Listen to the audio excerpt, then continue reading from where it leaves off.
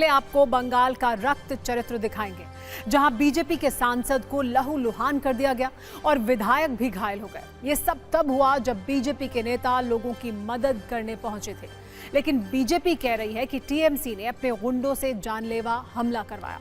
Video बहुत परेशान करने वाला है। फिर एक राजनीतिक कुंजी बिहार के चुनावी कैलेंडर पर, जिसे आज चुनाव आयोग ने रिलीज कर दिया है।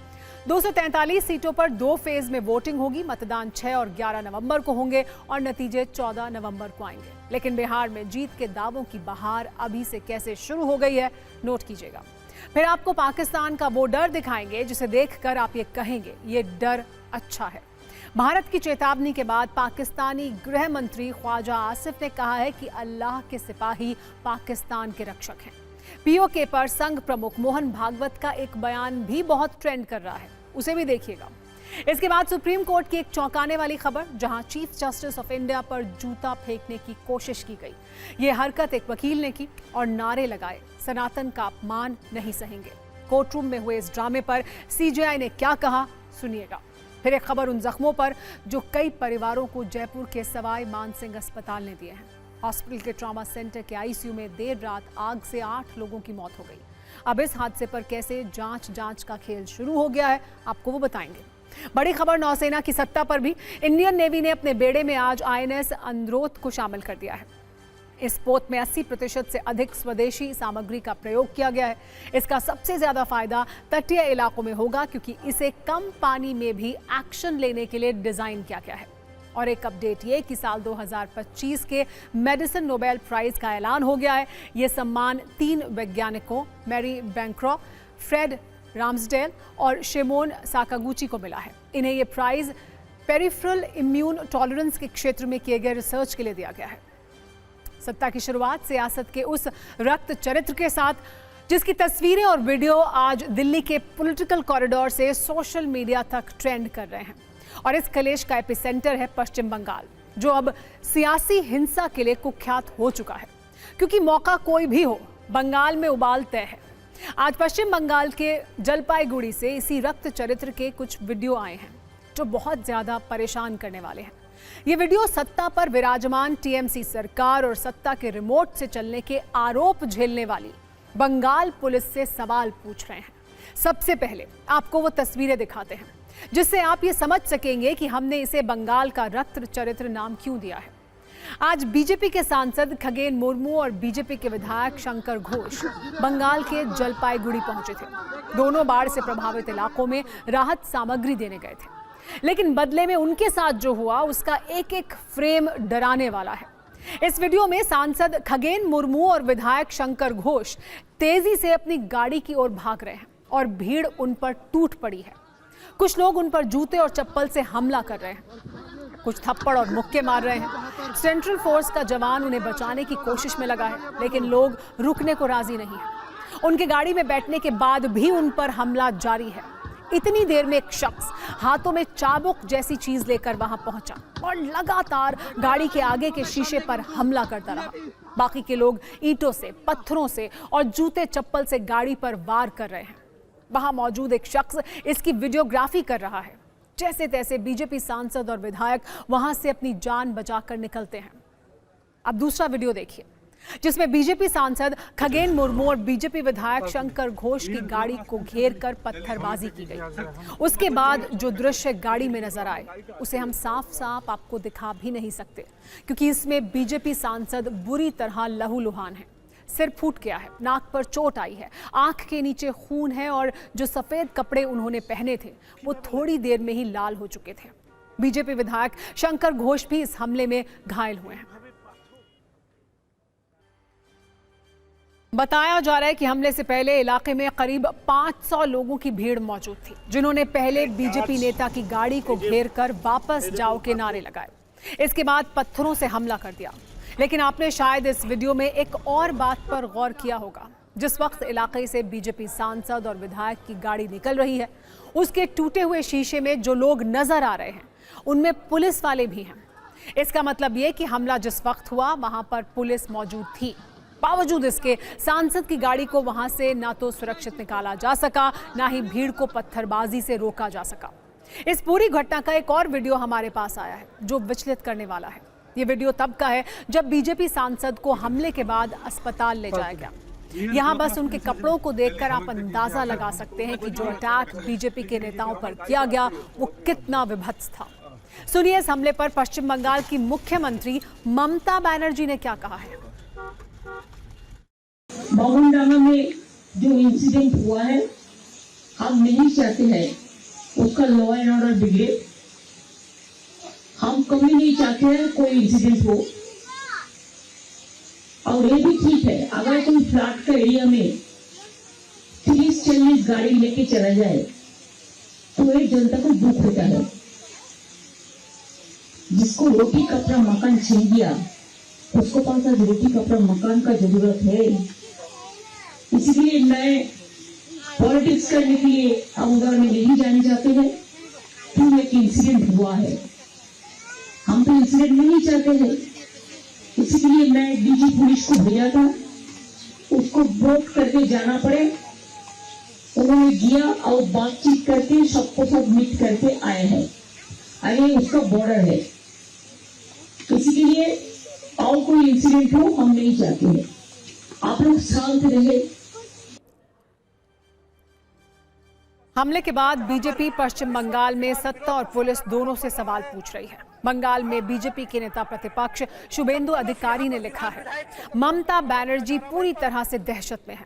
अब उन्होंने पैनिक बटन दबा दिया है और खास समुदाय से जुड़े अपने गुंडों को उकसाकर बीजेपी सांसदों और विधायकों पर हमले करवा रही हैं। यह हमला पुलिस की मौजूदगी में किया गया है। ममता बनर्जी और बीजेपी को डरा नहीं सकती हैं। हालांकि इसके जवाब में टीएमसी की तरफ से भी तर्क दिए जा रहे हैं, जो बीजेपी के तर्कों से टकराकर और ज्यादा राजनीतिक गर्मी पैदा कर रहे हैं। बीजेपी का आरोप है कि टीएमसी ने बीजेपी सांसद और विधायक पर अपने गुंडों से हमला करवाया है। टीएमसी का जवाब आया है कि यह सब कुछ बीजेपी के बुरे कर्मों का नतीजा है। बीजेपी का सवाल है, जो लोग मदद करने गए थे आखिर उन पर हमला क्यों किया गया? तो टीएमसी का आरोप है कि बीजेपी नेता मदद नहीं बल्कि 10 गाड़ियों के काफिले के साथ फोटो शूट कराने और सियासी स्कोर बढ़ाने गए थे, जिससे लोग भड़क गए। बीजेपी का तर्क है कि यह सब इसलिए किया जा रहा है क्योंकि ममता बनर्जी बीजेपी से डरी हुई हैं, जबकि टीएमसी का तर्क है कि बीजेपी ने लोगों के साथ जो अन्याय किया है, उनकी अनदेखी की है, लोग उससे नाराज हैं। हम आपको इसकी एक न्यूज रील भी दिखाते हैं, जिसमें 2026 के चुनाव से पहले सियासत के बढ़ते तापमान को आप नेताओं के बयान में महसूस कीजिएगा। आज बीजेपी के जो टीम वहाँ पे हमारे स्टेट प्रेसिडेंट के नेतृत्व में वहाँ पे रिलीफ वर्क के लिए गई है, लोगों से मिलने के लिए गई है, लेकिन उसमें भी टीएमसी पॉलिटिक्स कर रही है। और टीएमसी जिस तरीके से इन लोगों को मतलब मुस्लिम हुलीगन्स को और सारे बांग्लादेश से आए हुए लोगों को जिस तरीके से इस मुसलमानों को आगे करके टीएमसी ने हमला किया है हमारे सांसद और विधायक के ऊपर, सारी गाड़ियां तोड़ दिए, एक भयंकर स्थिति तैयार करके रखा है ममता बनर्जी ने पूरे बंगाल के अंदर। देखिए, ये आज जो हुआ है ये भाजपा का अपना पाप का नतीजा है।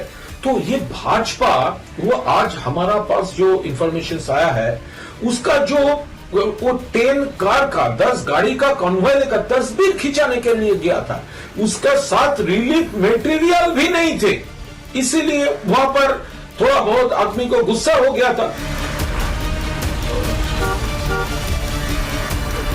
कालीगढ़ से निर्देश जाके ये घटना घटाया गया और ये जो हमला ये परिकल्पित तो हमला है तृणमूल कांग्रेस का, और इसीलिए जिस ढंग से उन्होंने अटैक किया ये बर्बरता का एकदम चूड़ांत पर्याय चला गया और पुलिस प्रशासन बोल के कुछ है ही नहीं। लोगों के साथ वो लोग जैसे थे, ये लोग सिर्फ कभी कभी वो राजनीति करने के लिए आता है, तो ये साधारण पब्लिक एक्सेप्ट नहीं किया, उन लोगों को वहाँ से निकाल दिया और गाली गलौज किया। इसमें से हमारा जो बीजेपी का जो कहना है तृणमूल का ऐसा कोई टाइम ही नहीं है ये सब करने के लिए। लेकिन यहाँ पे जैसे टीएमसी गुंड ने अटैक किया है, जो उसका फोटो वीडियो ना आ जाए मीडिया में, कितना नुकसान हुआ, कितना क्षतिग्रस्त हुआ है पब्लिक को, आम पब्लिक को, उसका ना आए, उसीलिए उनका ऊपर अटैक हुआ है।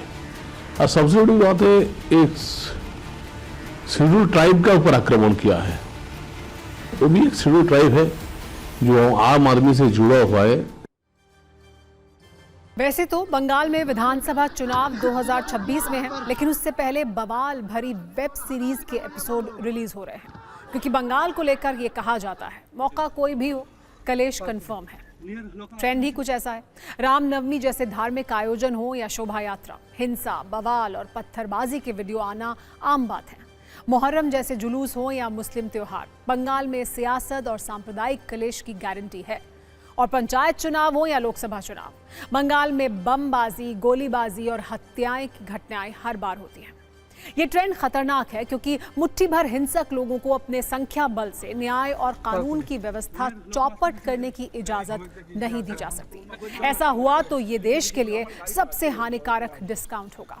सत्ता में अब बात करते हैं पाकिस्तान की सत्ता के डर की, जिसकी चर्चा हर तरफ हो रही है। ये डर वहां के प्रधानमंत्री और सेना प्रमुख की हरकतों में दिख रहा है। ये डर पाकिस्तान के मंत्रियों के बयानों में दिख रहा है। ये डर पाकिस्तान के अंदर चल रहे सत्ता विरोधी घटनाओं में दिख रहा है। ये डर हर फ्रंट पर पाकिस्तान की सेना और पुलिस की नाकामियों में दिख रहा है। ये डर है हार का, ये डर है आवाम के आक्रोश का, ये डर है एक और सरेंडर का, ये डर है पीओके के हाथ से निकलने का। पिछले कुछ महीनों से पाकिस्तान की हर सुबह, हर रात ऐसे ही डर के साथ गुजर रही है। आज की तारीख में पाकिस्तान पर अगर कोई फिल्म बनेगी तो उसका नाम होगा डर। इस फिल्म की पूरी कहानी शहबाज और मुनीर की सत्ता के इर्द गिर्द होगी, जिसे हर तरफ हार का सामना करना पड़ रहा है। इसमें लाइट, कैमरा और एक्शन की जगह लाइट, कैमरा और पाकिस्तान का टेंशन होगा। पाकिस्तान के डर को आज हम डिकोड करेंगे, वहां के रक्षा मंत्री ख्वाजा आसिफ के नए बयान के साथ, जिसके हर शब्द में उनकी निराशा दिख रही है, हर शब्द में उनकी तिलमिलाहट दिख रही है, नाकामी दिख रही है। पाकिस्तान के डर का विस्तार तब और हो गया जब भारत से संघ प्रमुख मोहन भागवत ने पीओके पर बड़ा बयान दे दिया। आप मोहन भागवत के बयान और पाकिस्तान के रक्षा मंत्री के डर के बारे में जानिए, उसके बाद पूरी कहानी को आपके सामने रखेंगे। संघ प्रमुख मोहन भागवत ने कहा है कि पीओके भारत के घर का एक कमरा है। संदेश साफ है। उनका कहना है कि जैसे आपके घर का कमरा उस घर का अभिन्न अंग होता है, ठीक उसी तरह पीओके भारत का अभिन्न अंग है। वहीं दूसरी तरफ पाकिस्तान के रक्षा मंत्री के अंदर असुरक्षा की भावना है। उनका कहना है कि अल्लाह के सिपाही पाकिस्तान के रक्षक हैं। सवाल है कि क्या बलूचिस्तान से लेकर पीओके तक सेना और पुलिस के पिटने के बाद अब पाकिस्तान के रक्षा मंत्री का आत्मविश्वास हिल गया है? पहले आप संघ प्रमुख मोहन भागवत का पूरा बयान सुनिए और समझिए पाकिस्तान में आज डर क्यों ट्रेंड कर रहा है। हाल में ही मध्य प्रदेश के सतना में एक कार्यक्रम को संबोधित करते हुए मोहन भागवत ने कहा कि पीओके भारत का एक कमरा है जिस पर दूसरों ने कब्जा कर लिया है और उसे वापस लेना अनिवार्य है। बहुत सारे सिंधी भाई यहाँ बैठे हैं, मुझे बड़ा आनंद है। वो पाकिस्तान नहीं कहते, वो अविभाजित भारत कहते। ये आदत नई पीढ़ी तक जानी चाहिए, क्योंकि हमारा एक घर है, परिस्थिति ने हमको उस घर से यहाँ भेजा है, क्योंकि वो घर और ये घर अलग नहीं है, पूरा भारतवर्ष एक घर है। परंतु हमारे घर का एक कमरा जिसमें मेरा टेबल कुर्सी कपड़ा वड़ा रहता था, वो किसी ने हथियाया है। कल मुझे उसको वापस लेके वहां फिर से अपना डेरा डालना।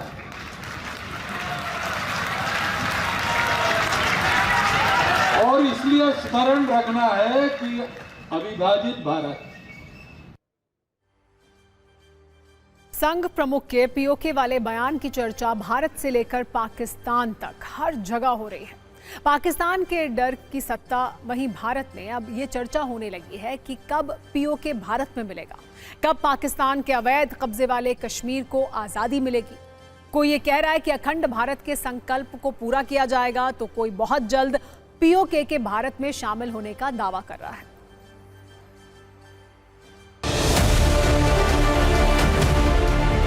परंतु हमारे घर का एक कमरा जिसमें मेरा टेबल कुर्सी कपड़ा वड़ा रहता था, वो किसी ने हथियाया है। कल मुझे उसको वापस लेके वहां फिर से अपना डेरा डालना।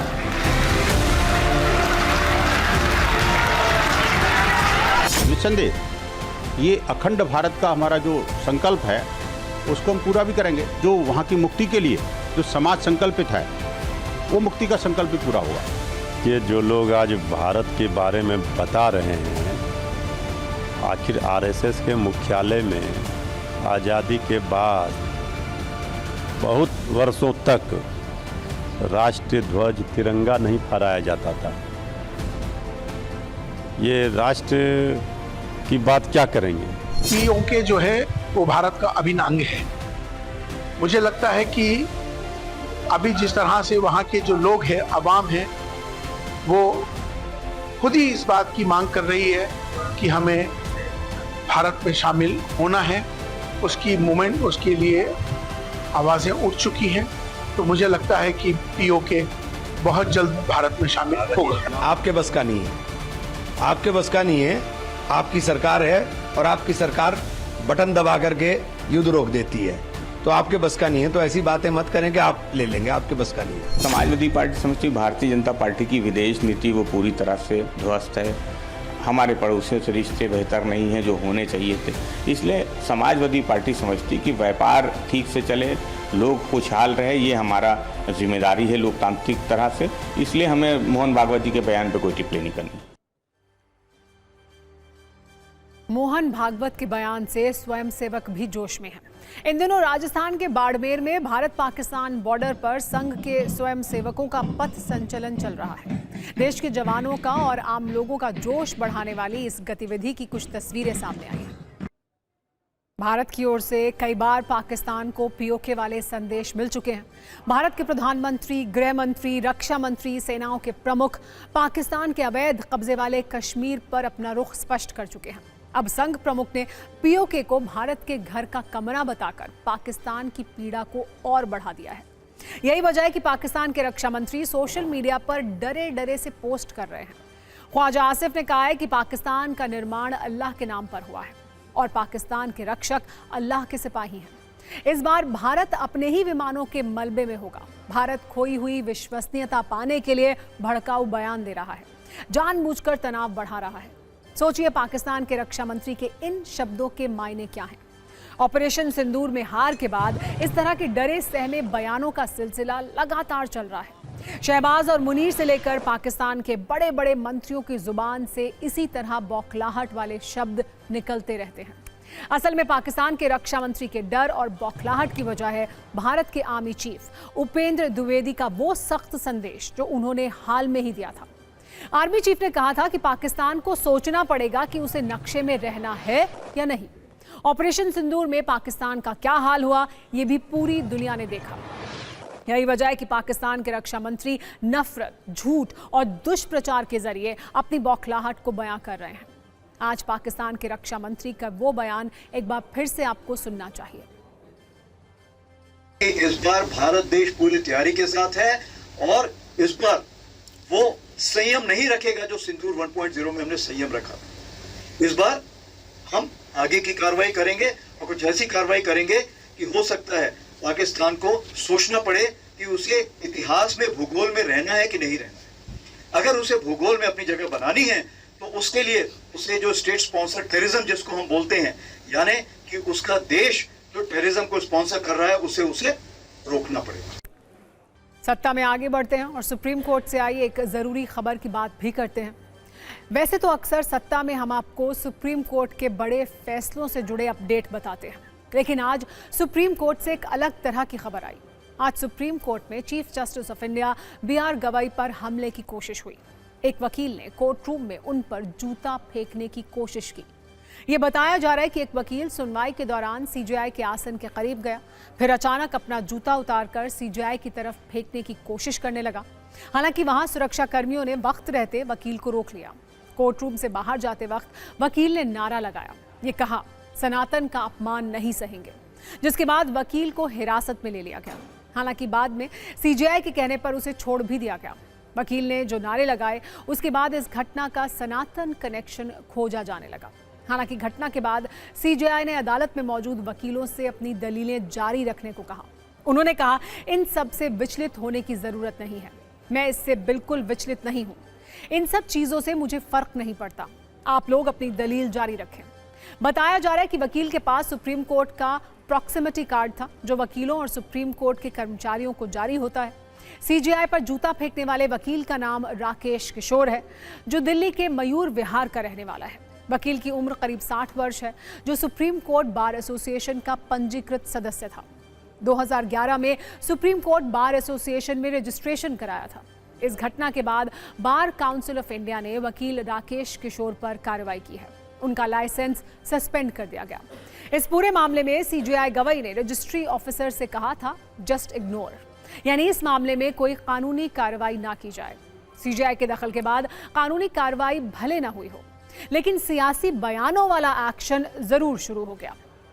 कांग्रेस की तरफ से किए गए एक सोशल मीडिया पोस्ट में कहा गया, पिछले कुछ वर्षों में सरकार ने स्वतंत्र संस्थाओं पर हमलों को सामान्य बना दिया है, असहमति की आवाजों को बदनाम किया है और डर फैलाने वालों को इनाम दिया है। आज की घटना उसकी सबसे खतरनाक झलक है। कांग्रेस नेता सोनिया गांधी ने भी बयान जारी किया, कहा कि यह सिर्फ सीजेआई पर नहीं बल्कि हमारे संविधान पर भी हमला है। पहले आप इस पूरे मामले पर हो रहे पॉलिटिकल एक्शन वाली रील देखिए, फिर इस घटना का सनातन वाला कनेक्शन भी आपको समझाएंगे।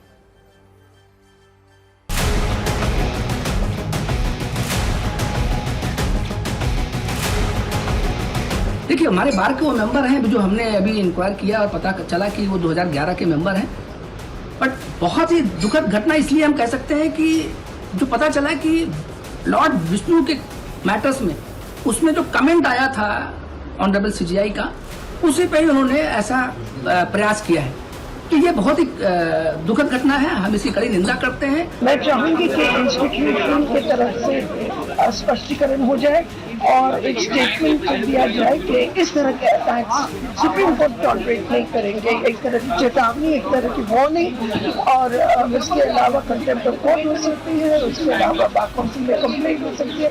लेकिन ये तो स्पष्ट रूप से आइडियोलॉजिकल अटैक है सुप्रीम कोर्ट के। जहर फैलाने के लिए इस देश में सारे काम हुआ है और उसी मानववादी ताकतों ने ऐसे कॉन्स्टिट्यूशन का खिलाफ करते हुए कॉन्स्टिट्यूशन का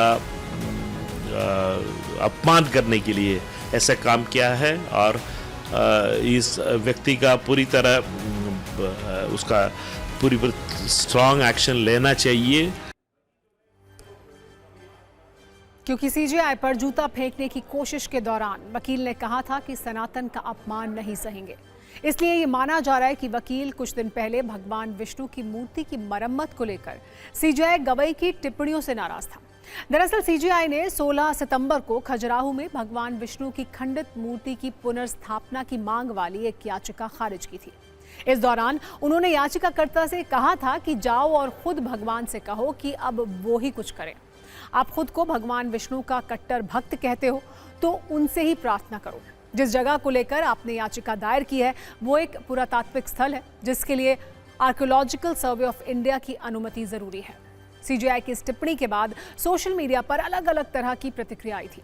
सोशल मीडिया पर बहस बढ़ी तो सीजेआई ने सफाई दी।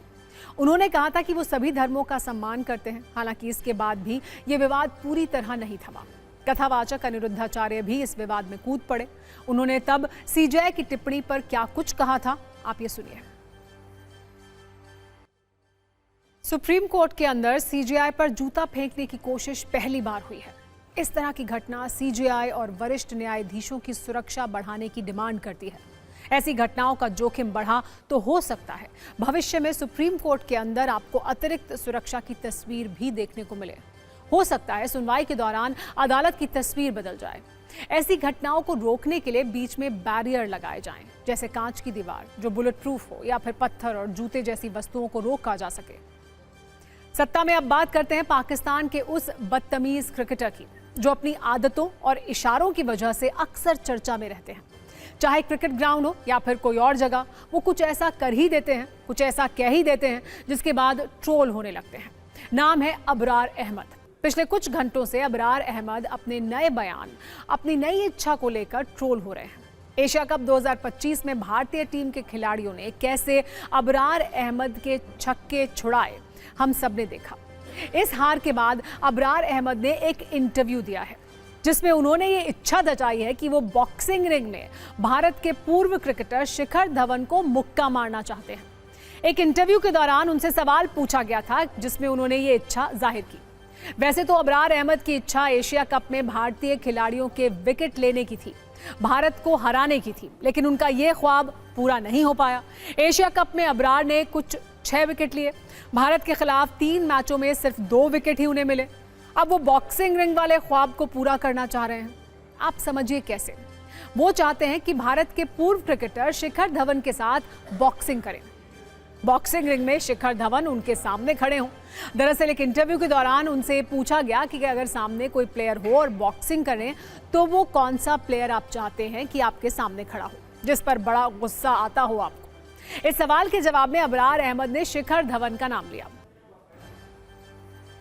अब खेल से ही जुड़ी एक ऐसी वीडियो कुंजी जो करोड़ों भारतीयों को पसंद नहीं आएगी, क्योंकि इसमें भारत के world chess champion D Gukesh के अपमान वाली कोशिश है। और ये अपमान हुआ है शतरंज की बिसात पर, जिसकी गवाही दे रहा है ये वीडियो। ये शतरंज के उस मुकाबले की तस्वीरें हैं जब भारतीय शतरंज खिलाड़ी डी गुकेश और अमेरिकी ग्रैंड मास्टर हिकारू नाकामुरा आमने सामने थे।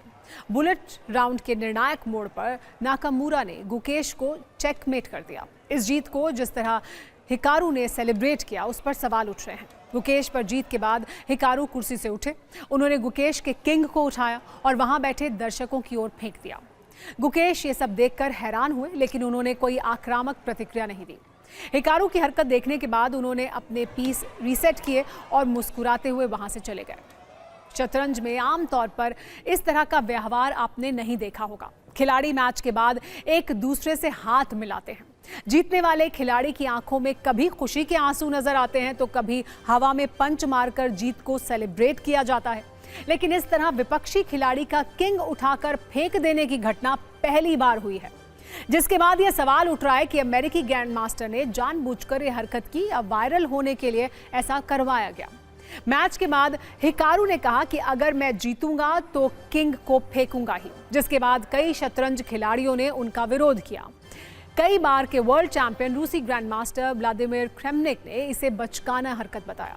Singapore grand master Kevin Goh ने कहा कि अगर यही शतरंज का भविष्य है तो वो इससे अलग होना पसंद करेंगे। अंतर्राष्ट्रीय शतरंज महासंघ के सीईओ एमिल सुवोत्स्की ने कहा कि नाकामुरा के अलावा कोई खिलाड़ी शायद ऐसा नहीं करता। हालांकि विवाद आगे बढ़ा तो इसका एक और पक्ष सामने आया। कहा गया कि ये सब कुछ फिक्स था। भारत और अमेरिका के बीच हो रहे चेकमेट इवेंट के आयोजकों ने ये सब पहले ही फिक्स किया था। इसके लिए शतरंज को नए कलेवर में पेश करने वाला तर्क दिया गया। आयोजकों ने सफाई देने और माफी मांगने की जगह एक कटाक्ष से भरा बचकाना तर्क दिया। कहा, हम स्वीकार करते हैं, हमने खिलाड़ियों को मौज मस्ती करने, दर्शकों को खुश करने और शिष्टाचार का उल्लंघन करने के लिए मजबूर किया। अगर खिलाड़ियों, लाइव दर्शकों और ज्यादातर ऑनलाइन दर्शकों को मजा आया हो तो हम माफी मांगते हैं।